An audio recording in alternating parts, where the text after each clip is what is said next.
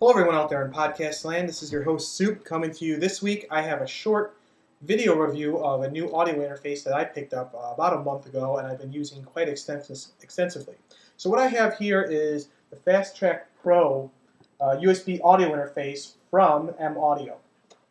I picked this up about a month ago. I was looking for a new audio interface to work with my laptop and I decided to go with the Fasttrack Pro. Now, in the past, let me say, I haven't had a lot of success with M-audio products. I personally have not been a huge fan of their audio drivers, and that was on the Windows side. With the Fasttrack Pro, however, I found that the audio drivers, at least on the Mac, have been very, very good.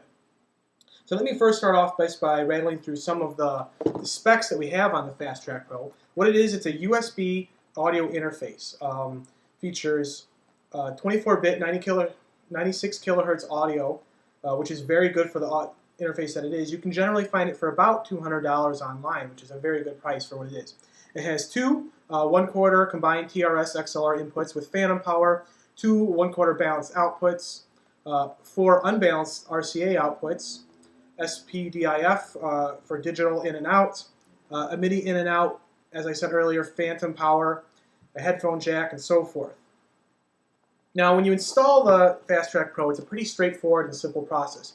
On the Mac, all you really have to do is plug it in and it'll actually just automatically show up as an audio device. On Windows, you will have to plug it in and install the M-audio drivers. Now, as a precursor to that, let me say on the Mac, if you want to get a little bit better performance or at least a little bit more flexibility, you might want to go to the M-audio website. Don't even bother with the CD that it comes with because the drivers are out of date. Download the latest drivers, even for OS X, and when you install those, it'll actually put another system preference into your system preferences on OS X where you can adjust some of the settings of the M-audio interface. You can also do this within your audio software, but installing the driver that's not built into OS X gives you a little bit more flexibility. Now, performance-wise, I've been using this with GarageBand for a bunch of different things, and as a recording platform, it's been really fantastic so far. I have had no real significant issues with the software at all, and it's been superb audio quality. Now, when you purchase this the interface, what it comes is, here's the interface so you get an idea of about how big it is. It's rather small, actually very nice for a laptop setup, or even if you just have a desktop setup and these are the only sort of information that you need. What comes within the box is obviously the audio interface. It comes with a 6-foot USB cable, which is very nice. A lot of times audio interfaces don't come with the USB cable. It comes with the driver CD, which again I said don't even bother using. It comes with, unfortunately, an electronic PDF of the manual. There's no manual in the box. And it also comes with some additional software which may or may not be useful to you. It comes with Ableton Live Lite, which is okay. It's basically an introduction to Ableton Live, but it's interesting to perhaps demo the M-audio on if you want to try some different audio works on it.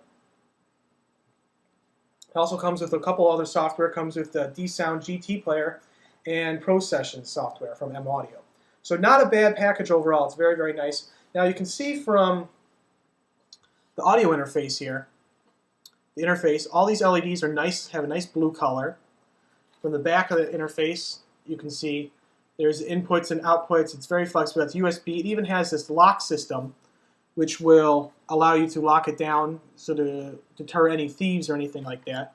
On the front, some of the things I noticed, it's got these sort of input options here. You have line in, move those up a little bit for you guys. You got line in as well as instrument in, and you can adjust the input level based on what it is, whether it's, for example, a guitar or a microphone that you're using.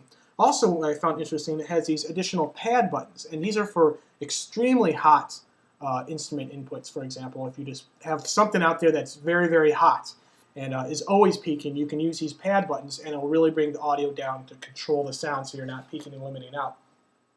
Also has a stereo to mono switch on the front. Independent adjustments for the output in the headphones, and pretty much all your standard info that you have on the front. It's got some nice blue LEDs, which actually look quite nice when lit up. I don't have a picture of it lit up right now. The only real drawback from the construction is that it's plastic.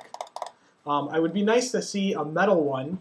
The plastic seems pretty sturdy. Not the most sturdy thing in the world, compared to metal, obviously, but it's a good sturdy construction. Nothing seems loose. The knobs are actually pretty nice. In the past with some of the M-audio gear I've used, like the Oxygen or some of their other keyboards, The knobs have not been all that great. They're kind of loose. They have some dead zones right at the beginning or the end of the knob turn surface. I've found that the knobs on this, at least the one I purchased, are very good.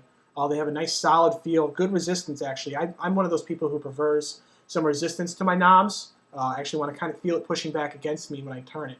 And it's been very responsive. So as I said before, the performance has been very, very good. I've been using it with GarageBand. I've been recording on the highest quality setting. Everything has been fantastic on it. So if anybody's out there looking for a really good, simple audio interface, especially if you want to use it for laptops or anything like that, the M-audio is perhaps one of the better deals you can pick up. It's got some of the better interfaces, and especially the 24-bit recording for an audio face in its price range. You really can't find anything generally under $250 these days. But the M-audio is a really good pickup if anybody's looking out there. So this is Soup. I'm signing off with this quick review of the M-audio Fasttrack Pro. It's a great piece of equipment. It gets my seal of approval, and I recommend it to anybody out there who's looking for one. A quick interface to pick up. It runs for about $200 US. You can find it online. I think this one myself I got from Amazon, and you can. I'm sure if you head over to one of the US retailers like Z Sounds or Sweetwater, you can find it comparably priced. So I hope you guys enjoyed this review of the M-audio Fasttrack Pro. I also want to encourage everybody, send me emails and any feedback you have on the podcast. I'm continually trying to get the podcast going and up running. Holiday season, I know I'm not the best at getting these things out timely, but I'm trying to at least get one out a month. Hopefully these videos will be a little bit of a supplement to it. Also, send me emails at sup@serious-sounds.net. I'd love to hear feedback from you guys. Also, if you guys have your own reviews for products, pretty much anything, it could be software or any hardware you guys like to use, send me an audio file, or even better yet, send me a video file and I'll post it on the podcast for everybody to listen to. So that's it. This is Soup signing off, and I hope you guys enjoyed this quick review of the M-audio Fasttrack Pro.